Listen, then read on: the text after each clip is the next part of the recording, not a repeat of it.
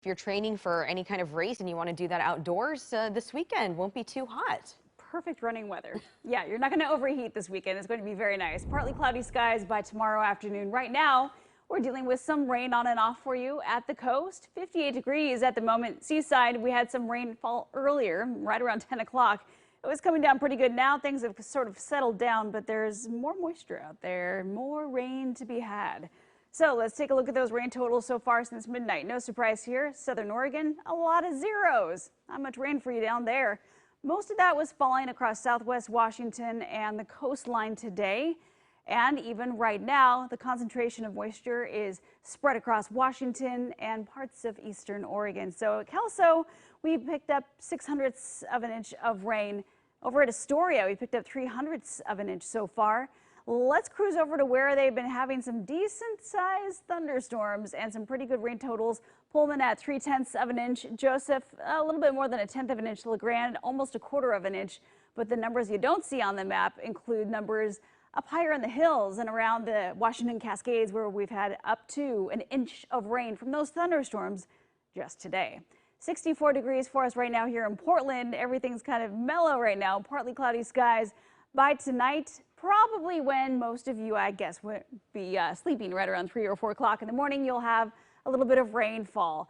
We might be able to measure something out of that, maybe a touch more than a trace. Upper 50s by 5 o'clock in the morning. If you're thinking about getting some, outside time, whether that's in the air or on the ground, either way you look at it, you're going to have mostly cloudy skies to start you off. So kind of a bit of an IFR morning for you pilots, but by the afternoon, you're going to see some gradual clearing. Wind will be mostly out of the west for you right around 1 o'clock in the afternoon, upper 60s. By 4 o'clock, we're at 73, partly cloudy skies, wind out of the west at about 5 miles per hour. And right about your 5 o'clock hour, we're going to top off at 74. Perfect day to get out and about tomorrow.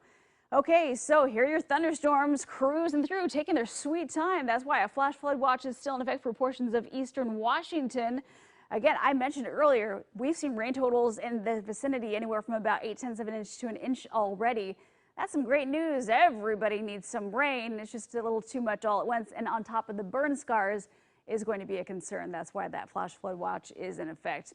In the meantime, what do we see right here? There's the base of that trough pulling through. Following that, your onshore flow and all that wildfire smoke initially is going to be heading to the south-southeast.